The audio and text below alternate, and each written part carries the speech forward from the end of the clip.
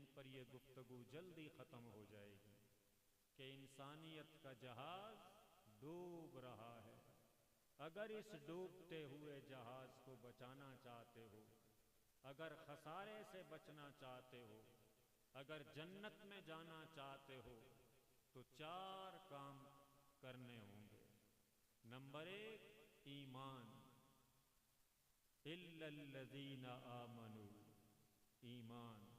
لیکن ایمان شناختی کارڈ والا نہیں کہ ایئرپورٹ پر دکھا دیا تو بھئی چلے جائیں گے، نادرا والا یہاں نہیں چلے گا وہ۔ یہ سورۃ البقرہ پڑھ لیں آپ، ان الذین آمنوا والذین ہادوا والنصارى والصابئین، چاروں طبقات، ایمان والے، یہودی، عیسائی اور باقی جو گمراہ فرقے تھے، آتش پرست ہیں جو بھی، سب کو ایک لائن میں کھڑا کر دیا اللہ نے۔ تو ہم اگر ایسے ہی سچے ہوتے شناختی کارڈ کے ساتھ، تو ہمیں اللہ یہودیوں کے ساتھ کیوں کھڑا کرتا؟ کھڑا کر کے تب فرمایا من آمن باللہ، اے لوگو جو اپنی مرضی کے مسلمان ہو، جو اپنی مرضی کے صاحب ایمان ہو، تم میں سے جو میری مرضی کے ایماندار بنو گے، جیسا میرا مطالبہ ہے، والیوم الآخر، اور آخرت پر ایمان لاؤ گے، وعمل صالحا، اور نیک اعمال بجا لاؤ گے، فلہم اجرہم عند ربہم، تب میری بارگاہ سے اجر ملے گا ان کو۔ پڑھیں قرآن یہاں سے۔ یہ نہیں ہے کہ تم نے ہاتھ اٹھا کے نعرہ لگا دیے تو اجر مل جائے گا۔ اگر آپ نے پگڑی باندھ لی تو آپ کو اجر مل جائے گا، آپ نے جبے پہن لیے تو آپ کو اجر مل جائے گا۔ وہ علیم بذات الصدور، سینوں کے بھید جانتا ہے وہ۔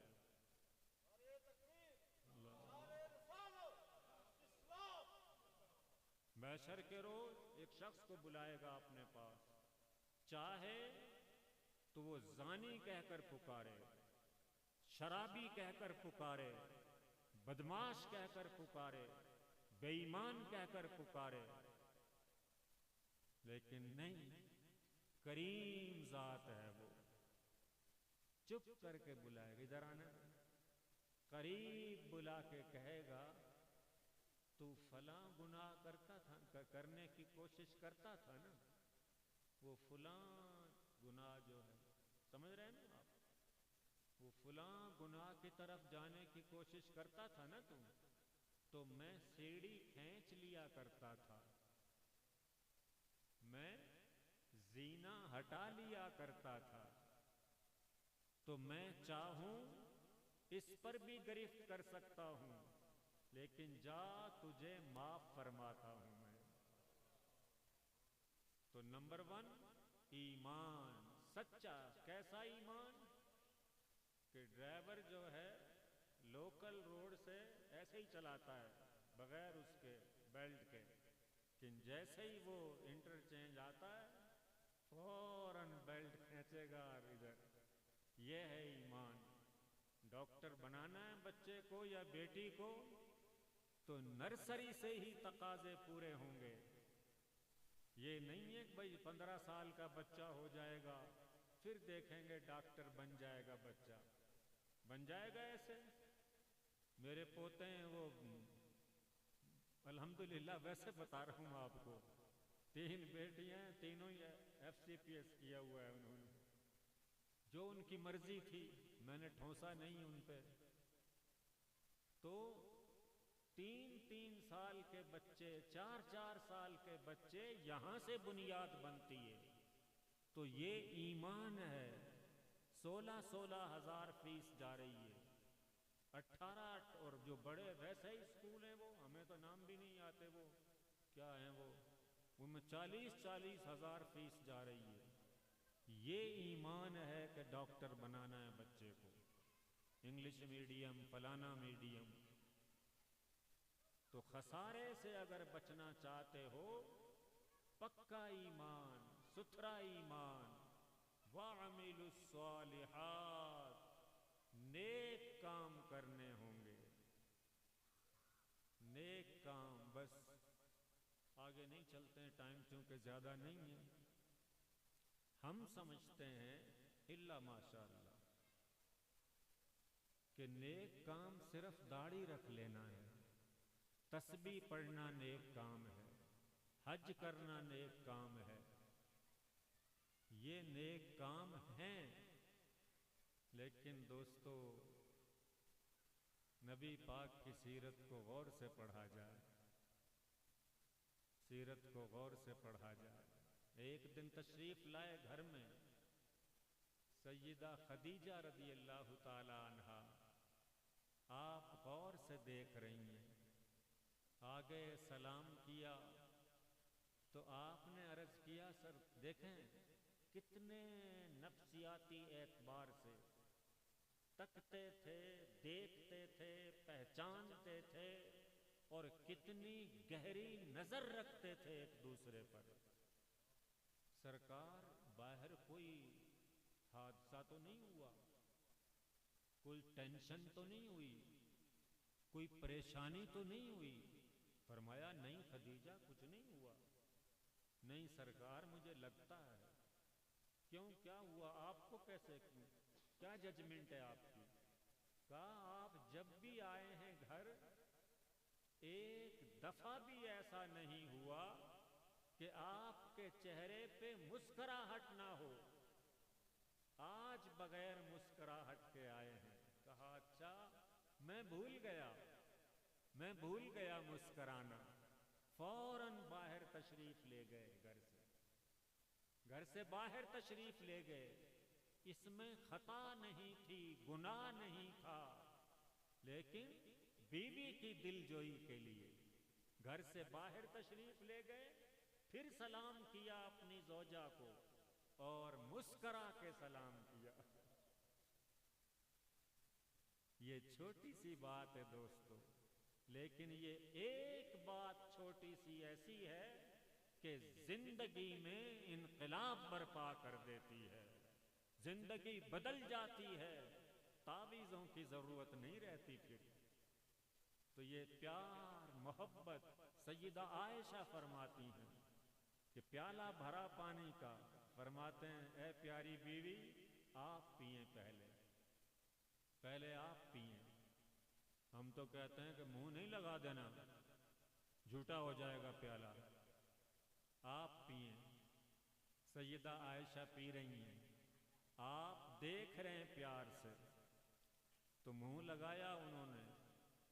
پھر جو پانی بچا وہ سرکار کو دے دیا.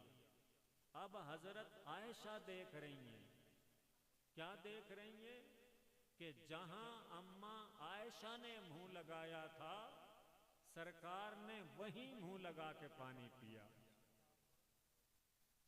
یہ ہیں میاں بیوی کے تعلقات. ابھی کتنا ٹائم رہتا ہے؟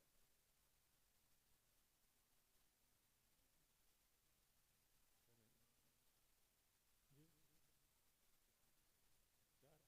ٹھیک ہے. تو ہم تعویذوں سے یہ مسئلے حل کرنا چاہتے ہیں. تعویذوں سے حل نہیں ہوں گے، اپنے آپ کو بدلنا ہوگا. اپنے آپ کو، اپنی زندگی جو ہے وہ سرکار کے تابع کرنا ہوگی. ہمارے کمانڈر صاحب تھے، 84 کی بات ہے، کہنے لگے بھائی 2 طریقے ہیں. آئے سالن خراب ہے، شوربہ الگ ہے، مرچیں ادھر تیر رہی ہیں، بوٹیاں آلو کچے ہیں. ایک طریقہ تو یہ ہے تیری ماں نے یہ سکھایا تجھے، یہ سالن ہے، یہ ایسا سالن ہوتا ہے. اور دوسرا طریقہ یہ ہے کہ بیگم صاحب لگتا ایسا ہے کہ آپ کی طبیعت ٹھیک نہیں ہے، تو ایسا کرتے ہیں پہلے آپ کو ڈاکٹر کو چیک کروا لیتا ہوں، میں دوا لے آتے ہیں۔ اس نے کہا مجھے کیا ہوا ہے، میں تو ٹھیک ہوں بالکل۔ نہیں نہیں نہیں، جو سالن کا معیار ہوتا ہے نا آج وہ نہیں ہے، تو میرا خیال ہے کہ آپ کی طبیعت ٹھیک نہیں ہے، تو کھانا تو کھا لیں گے ہم بعد میں بھی، تو دوا لے آتے ہیں پہلے۔ وہ سوچے گی میری کتنی اہمیت ہے میرے شوہر کو، تو کتنا فرق ہے دونوں میں۔ تو بس اب ایک بات اجازت دے دیں گی، ایک بات، یہ میری باتیں ایسی ہیں، مطلب ہے نا وہ تو تقریر والی نہیں ہے، وہ جاہل پیروں والی۔ ہاں جی، حضرت زید بن حارثہ واحد صحابی ہیں قرآن میں جن کا ذکر ہے، قافلے میں لٹ گئے والدہ کے ساتھ، غلام بنا کے بیچ دیا گیا، یہ خسارے سے بچنے والی باتیں۔ نبی کریم صلی اللہ علیہ وسلم پریکٹیکل لائف دکھا رہے ہیں، ہم تو تقریر کرتے ہیں نا، تو تقریر کر کے چلے جاتے ہیں۔ صحابہ نے پوچھا اماں عائشہ، ہم جہاد میں دیکھتے ہیں، میدان میں دیکھتے ہیں، بازار میں دیکھتے ہیں، گھر میں نہیں دیکھتے سرکار کو، آپ بتائیں گھر میں سرکار کے اخلاق کیسے ہیں؟ آپ نے ذرا بھی نہیں سوچا، فرمایا اما قرأتم القرآن، قرآن نہیں پڑھتے ہو؟ کہا پڑھتے ہیں۔ تو فرمایا جو کچھ قرآن میں لکھا ہوا ہے گھر میں بھی سرکار کے اخلاق ویسے ہی ہوتے ہیں، فرق نہیں ہے۔ تو حکیم بن حزام نے زید کو خرید کر کے حضرت خدیجہ کی خدمت میں پیش کر دیا، انہوں نے حضور علیہ السلام کی خدمت میں پیش کر دیا۔ اب وہ دیکھ رہے ہیں سجدہ کرتے ہوئے، مسکراتے ہوئے، آتے ہوئے جاتے ہوئے، رات اور دن حضور علیہ الصلوۃ والسلام کی خدمت میں ہیں۔ تو ان کا والد اور چچا اشرفیاں لے کے آئے اور زیورات لے کے آئے، اور بس یہیں پہ 2 منٹ میں یہ ختم ہو رہی ہے گفتگو۔ تو انہوں نے کہا سرکار یہ لے لیں زیورات اور یہ اشرفیاں ہمارا بچہ دے دیں۔ کہا بھئی یہ مجھے نہیں چاہیے زیورات اور اشرفیاں، میری ایک شرط ہے کہ زید رضامندی سے تمہارے ساتھ جانا چاہے۔ کہا جی بیٹا ہے ہمارا، رضامندی سے کیوں نہیں جائے گا؟ بلایا، انویسٹیگیٹ کیا پہلے، زید یہ کون ہے؟ کہا میرا والد ہے۔ یہ کون ہے؟ یہ میرے انکل ہیں، چچا ہیں۔ تو بیٹے جاؤ ہم آزاد کرتے ہیں، خوشی سے جا سکتے ہو، کوئی معاوضہ نہیں۔ حضرت زید رونے لگ گئے، رخساروں پر سے آنسو بہہ رہے ہیں۔ کہا بیٹے کیا ہوا؟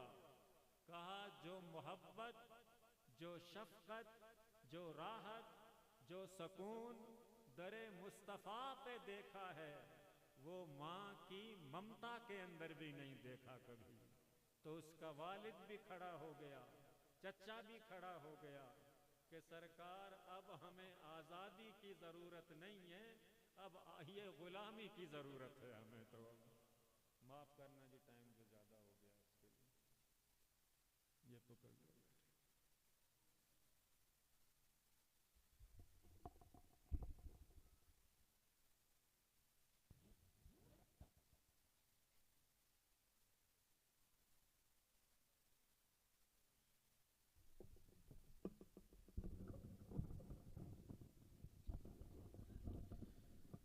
ماشاءاللہ، جزاک اللہ۔